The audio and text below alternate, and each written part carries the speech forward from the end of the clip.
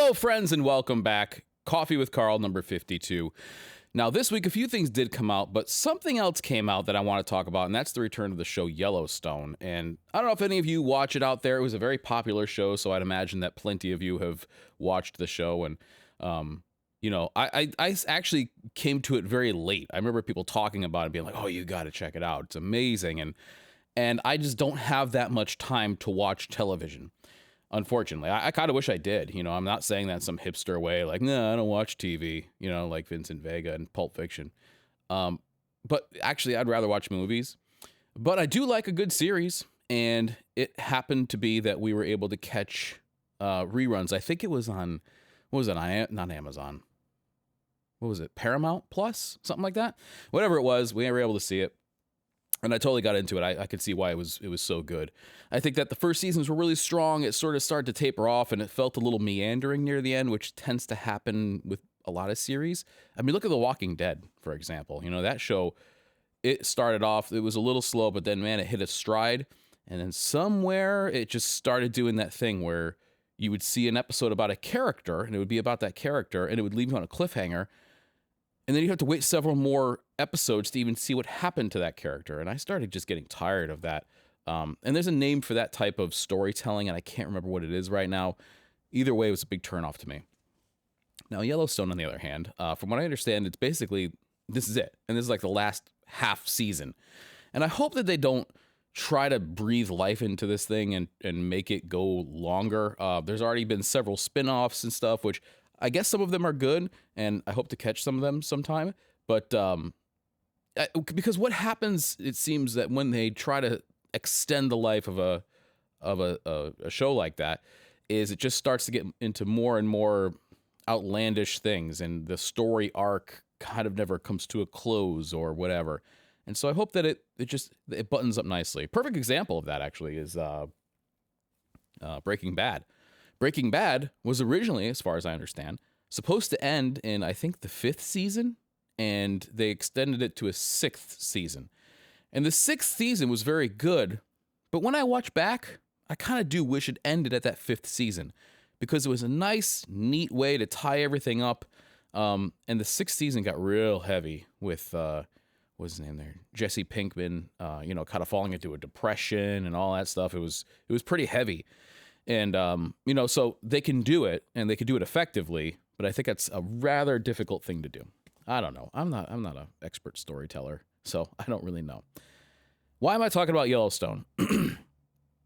Because I think one of the things that's most interesting about that show is the wardrobe. And for people who like the kind of style like that we do, it was almost like a showcase of that kind of thing. Now, of course, it's very Western inspired. You have a lot of Wrangler on that show. There's a lot of Carhartt on that show. And then there are even special one-off pieces. So I'm going to pick just a few of the main characters and kind of go down a couple of the things that they wore, because sometimes I think there's a little bit of speculation. And unless you are willing to do a little bit of a deep dive, then, you go, well, I think that's a Filson, or I think that's a Freenote, but you don't really know for sure. And it really didn't take too much to figure out which one this was, because the companies that are featured in that show are very proud of it and are happy to tell you that that's the thing that they wore. That kind of publicity you simply can't buy. Think about the Detroit jacket in Interstellar. I mean, that, to me, that is one of Christopher Nolan's best movies, but that jacket will forever be a part of that movie. It's almost like a character that plays in that. And I don't know, I think that that's a really good example. So I have a few of those things that I wanted to talk to you about and kind of tell you about here. And that's also going to tie into a new collection that Ariat did. Ariat actually has a Yellowstone collection, and a few other brands did this as well. Filson has their sort of Yellowstone inspired collection. But let's start with the Ariat thing. We'll get to Filson in a second. They actually have a few things in here that look really cool. I do appreciate the fact that Ariat has always been in the Western, I think they're the biggest sponsor of rodeo, as far as I understand. They've always been into that kind of thing. And even throughout the show, you could see Ariat advertisements in like the rodeo scenes and stuff like that. So, they've always been a part of it. This first thing that I'm looking at here, though, this is their the Yellowstone Midnight Fair quilted shirt jacket, $120. Yeah, $119.95. And it looks really good. So again, shirt jacket. It's going to be heavier. They show this guy wearing it over, and this dude's so layered up, it's just insane. Look at those cuffs. It's for the catalog here. But show me somebody who's actually using this, please. Because this whole thing with the perfectly layered cuffs, if you're listening on audio, he's basically got a shirt jacket over the top of what looks like a denim jacket, which is over the top of a work shirt, which I can only assume is over the top of an undershirt. How many collars are too many collars? Oh, and he has a bandana tied around his neck as well, just to kind of set off the whole thing. Look, I'm not saying that this guy might be a rodeo guy. I don't know. Totally could be. I just think it's like I want to see some workwear being used as workwear, and that's I like when companies do that, but that's my own preference. So anyway, it looks good. 7-ounce cotton, 60 grams of lightweight insulation, yarn dyed plaid flannel, poplin quilted lining, 100% cotton, and it's imported. But again, for $120, if you're looking for something like this, which for a lot of people can act as a jacket, that's pretty cool. Of course, you can't leave out boots, and they have their Yellowstone Shepherd Western boot. These are $320. Now, it's a pretty tall boot. Now, again, it's supposed to be a Western boot, like a cowboy boot. From what I understand, a Roper boot will actually have a smaller, lower block heel, but this has a higher cowboy type of heel, which even looks like it has a spur shelf to it, with a slightly squared toe. And, I'm not one for Western style boots, but I do like this very distressed look, especially of the upper. Looks like the thing has been whipped with a bunch of barbed wire or something, and it's just a cool look. There's no two ways about it. It looks great, and so I think this is a good entry point for people who maybe even aren't into this type of footwear. Like I said, I really don't wear cowboy boots. I mean, my laceless boots are engineers, but I could be convinced here. That is quite a heel. But then again, if you have spurs, if you're sitting in stirrups, that type of heel actually has a lot of use. And, people who don't like the taller heels on boots and stuff, they've clearly never used them in a situation where they're beneficial. For me, my Builder Pros are great because they lock into runged ladders. And an A-frame ladder usually has a nice, flat surface to it, right? Where you actually stand. There's a name for it. And other ladders are round. Matter of fact, some of them are just round stock. And I'm talking about the permanent installment ladders, which have a cage around them. There was one time we were doing LED lights for this big sign that was visible from the highway. And we had to actually stand on one of those ladders for most of the day. And it was a real pain in the neck. But having those taller heels allowed me to basically wedge that bar between the heel and my foot board and lock in, and I could almost kind of go hands free. It was pretty nice. So there are situations where a heel is actually a benefit. Probably no more noticeable than a cowboy though. So, and I think that might even be where that originated from. Now here's one, the Yellowstone Herder waxed shirt jacket. $250 for this guy right here. Another shirt jack, and I think that price is kind of high for what it is. We just went through a whole bunch of these things, but oddly enough, it's almost sold out. Looks like they only have an extra small left. Now, Ariat's a big company. I'm sure that they're going to bring these things back at some point, but that's just it's a lot. But then again, let's read the specs here. 14-ounce tumbled cotton, so it's actually heavier than most of the jackets that I showed, which were 10-ounce, some were 7-ounce. Barber, as I mentioned before, is 6 and 8-ounce. So this is a pretty heavy tumbled cotton. Scottish waxed cotton canvas, poplin cotton lining, 100% cotton, and it's imported. It looks good. It's a cool looking top layer.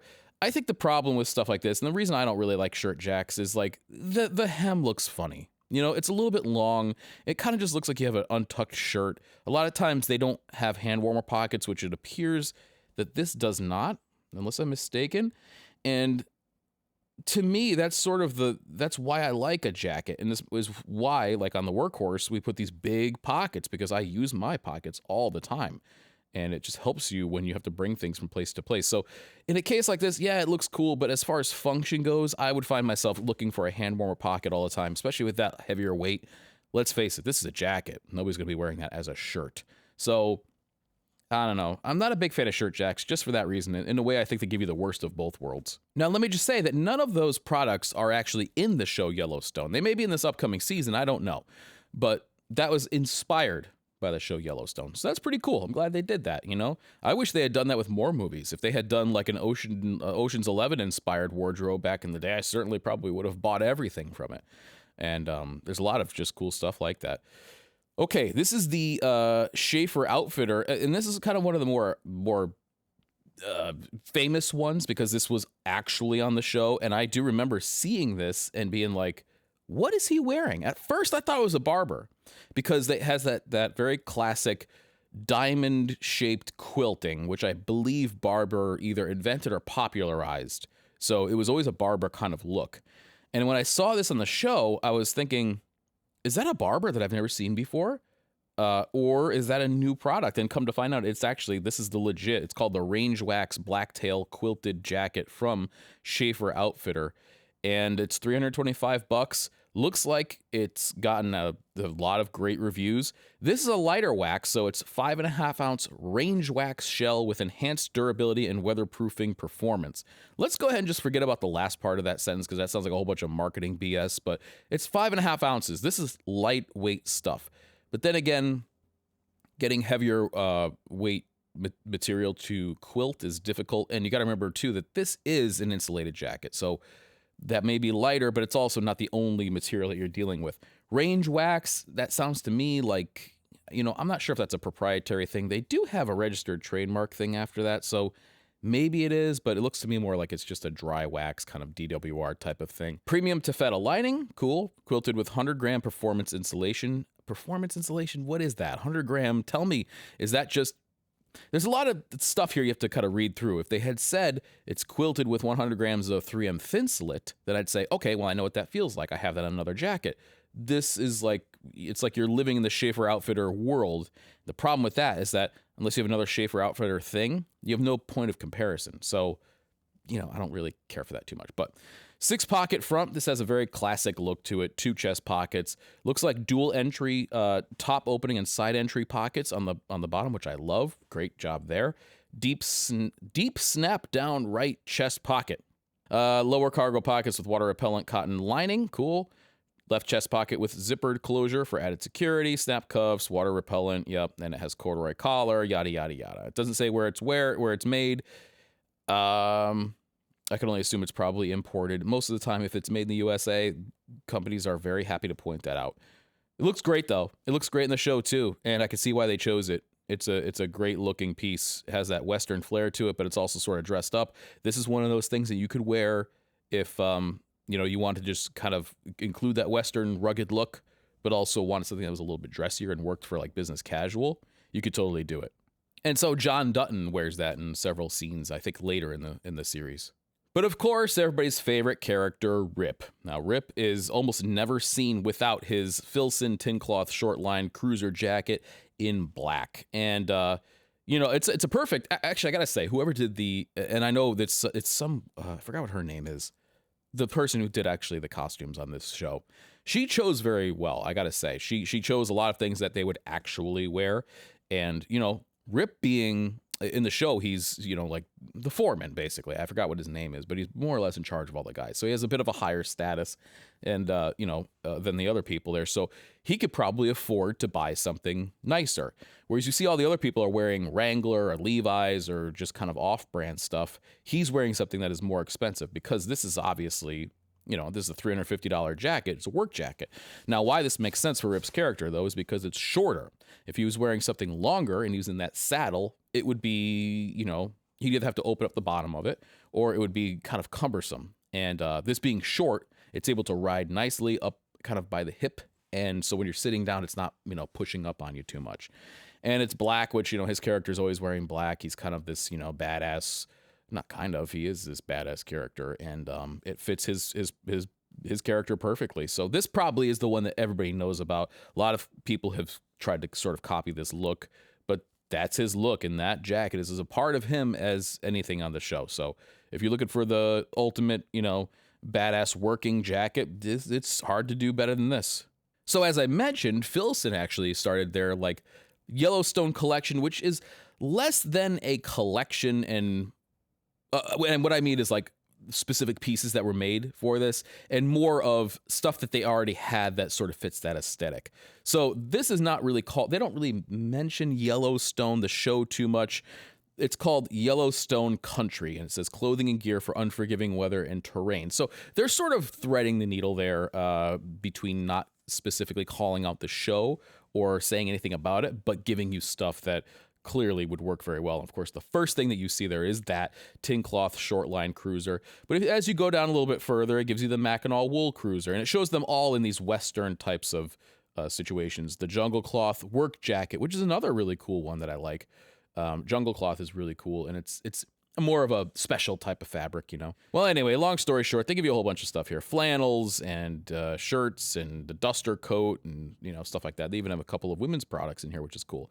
So, you know, Filson has done their version of the Yellowstone outfits as well. But the one that was most surprising to me is the jacket that CwC wears.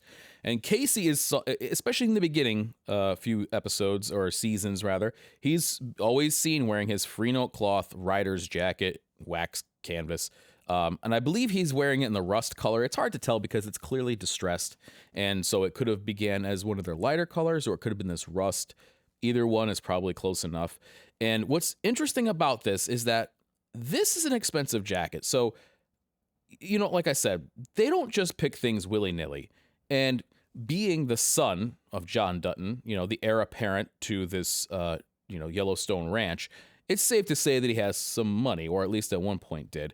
And now his character went off to the military, and now in the beginning especially, they're living in a trailer on a reservation.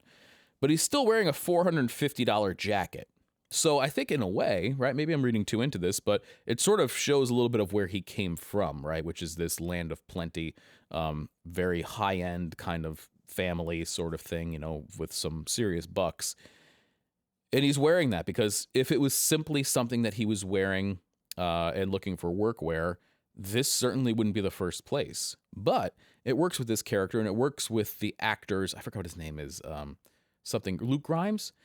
Works with this character's build as well, because this is a rather slim-fitting jacket, whereas Rip is a stockier guy and a little bit more powerful looking. You know, the Filson works better with him. It is a boxier cut. This is a slimmer cut, and this works better with that character. However, it totally looks the part. It works out great there. It looks fantastic in the show, and it's also a great piece. I got to tell you, as I said, if you told me that the Filson, if you told me that the Freenote Cloth waxed rider's canvas jacket was the best waxed jacket in the world, I would have a hard time arguing with you, especially when they start making it in the heavier stuff. So they make a 20-ounce version with a wool lining, and then this one here with a cotton lining. They're just both very well sorted out. But what's interesting about this whole thing is that Freenote Cloth is a rather small company, especially compared to Ariat, Filson, Carhartt. I mean, those are global brands. And Filson is a smaller company made in, I think it's Capistrano or something like that, California. You know, and Drew and Andrew over there are good dudes, spoken to them. And you know, so it's kind of cool that a smaller brand is included in a show like that, one that had such success. And that's probably why this thing is almost always sold out when I go to look for it. There's a lot of Carhartt in Yellowstone, and most of what you see is the types of things that actually you will see working people wearing, which is a lot of active jacks. You know, the active jack is so popular for a reason. And number one, it's very inexpensive. It's effective, warm, and has everything you need and probably nothing you don't.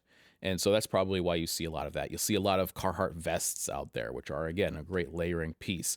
The one that I wanted to talk about here is actually on it's not even a secondary character. This guy's like a background character. But I saw it, and it immediately made me go, wait, what is that?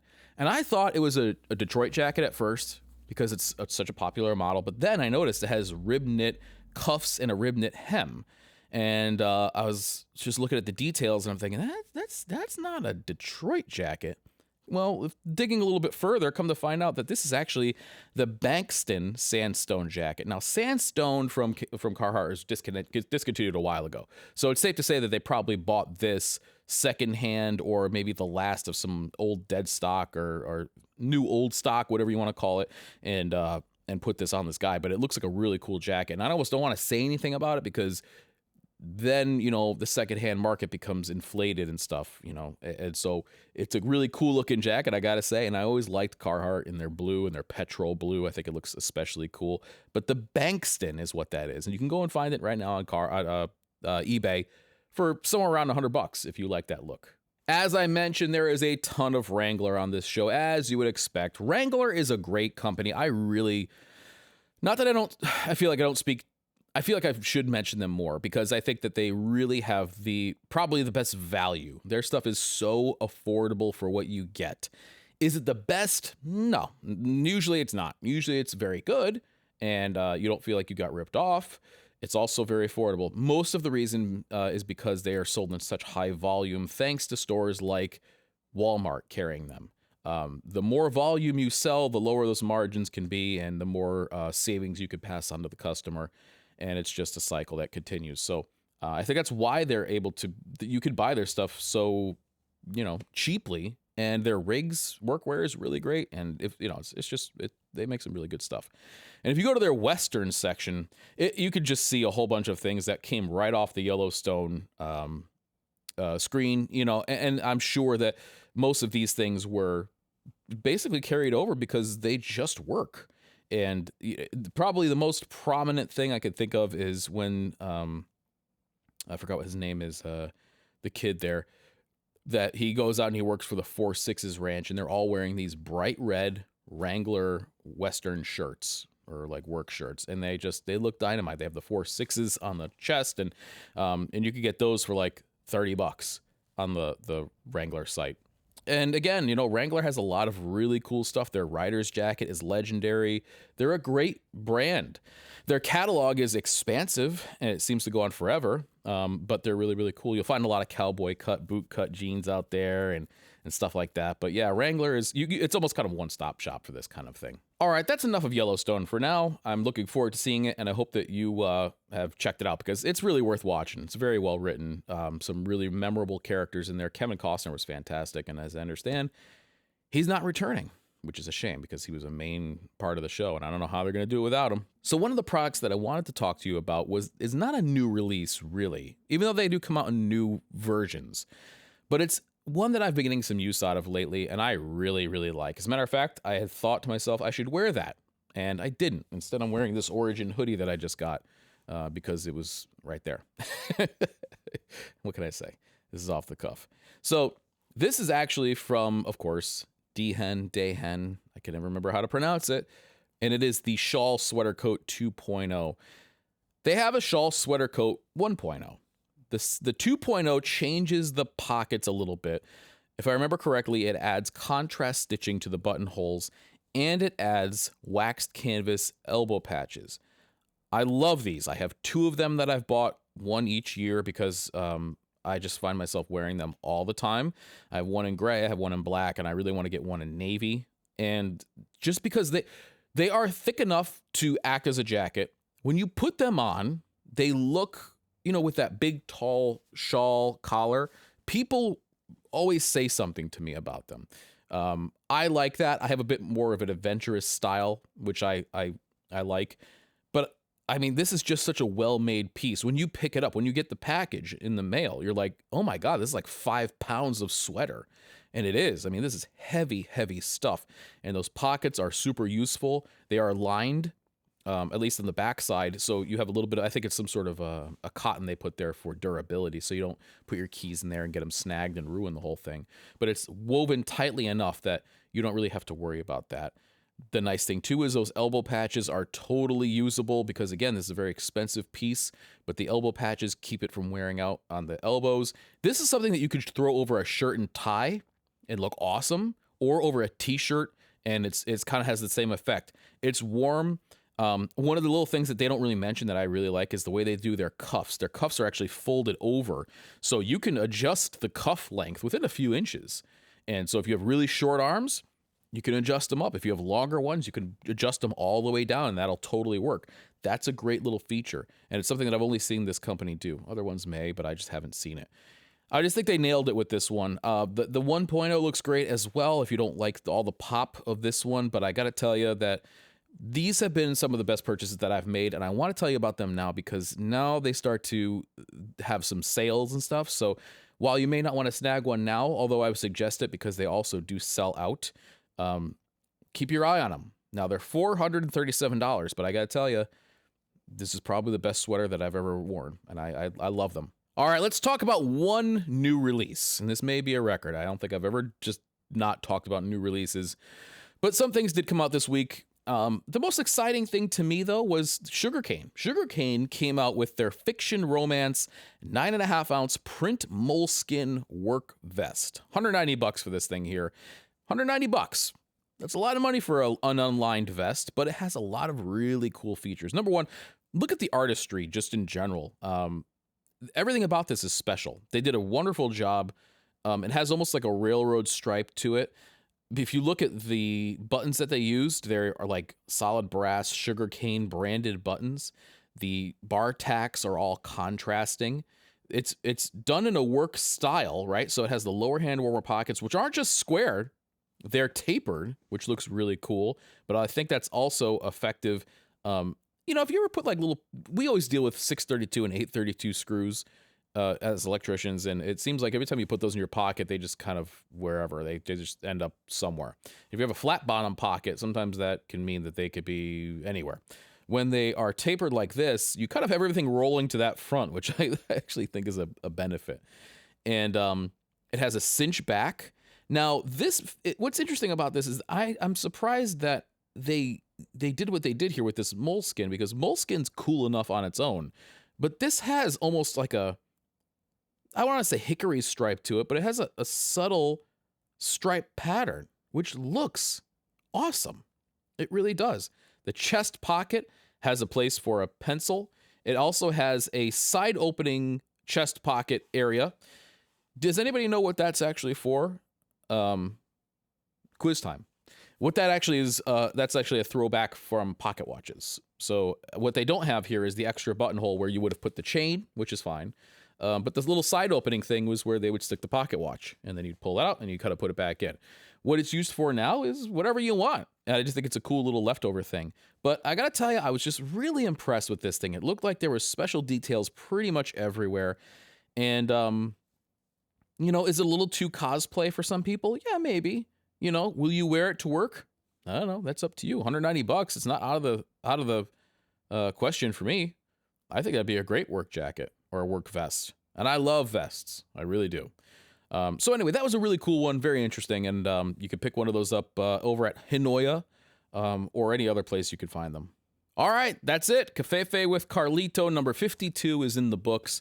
What's coming up? I wanted to give you a little bit of a heads up as far as the videos that are coming. I put a little post up on my main channel about this, but I like to kind of let you know what's coming down the pike here. And that would be, first thing is a review of my bristle black engineer boots. Now, you know, independent product reviews, they don't tend to get a lot of views, but there are some companies that are really cool and small that I want to sort of shine a light on, and Bristle Black is one of those. You know, they used to be called Benzene. If you remember Benzene boots, that they actually changed their name to Bristle Black. And I happened to find a pair of these on their website ready to wear, so I didn't have to go the custom route, and they're really nice. So I made one like that video is coming out. I'm going to finish it up today, and hopefully that'll be out this week. That one I tried to get a little creative with, so I hope you check that out and maybe, you know, give me your feedback, because I tried some different things, and I try to add a little bit more of a lighthearted approach as compared to years past where I've just tried to get as much information across as possible. I'm trying to put a little bit more personality into it, and in no small part, this is totally inspired by Michael from the Iron Snail. I think he does a fantastic job. I love what he does. I watch every video, even if I don't really care what it's about, because I think he's funny, and he seems like a good dude. So, you know, I kind of took a little bit of a page out of his book and added that to my video too. So, you know, you may see a little bit of that inspiration, and thanks to him for that. What else is coming? Oh, so the work jacket video. This is a video that I've been working on for a long time. I bought, I think, a dozen just regular 2-pocket hooded jackets from almost every brand you can think of. And I'm going to be comparing them in the way that I did with my work shirts. So that means I'm going to be cutting them apart, putting the material on my Martindale machine. This time I'm going to use a heavier abrasive, and I want to see how long it takes to actually get through the fabric. That may take a lot of babysitting of that machine, but we'll see. So that's another video that's coming out, is a work jacket shootout. Also, of course, the flannel guide is coming out. I'm waiting on one straggler who said they were sending their last piece. And this is actually a piece that's not for sale yet, but it will be for sale. And they kind of were able to hop on last minute. But I bought a whole bunch of great stuff from like The Right Stuff and from GNU. And you saw the unboxing. One of the ones that impressed me the most was Proper Cloth. Gotta tell you, did not see that coming. Their loose weave, whatever it is, shirts, really nice for the price. What else is coming out? Oh, gift guide, of course. And then the 719 boot from Jim Green will be coming out. A second version of the Greg Field trucker jacket. This one will be lined, possibly insulated. The first one was such a success, and he kept on getting people asking for a lined and I think insulated version of it. I can't remember if it was insulated. That he said, you know what, we got to offer this because people are asking for it. So I said, all right, cool, awesome, do that. The heavy version of the Workhorse is coming out, and of course the Thursday boot Brawler, which is the name of that collaboration. That'll be coming out in the first of the year.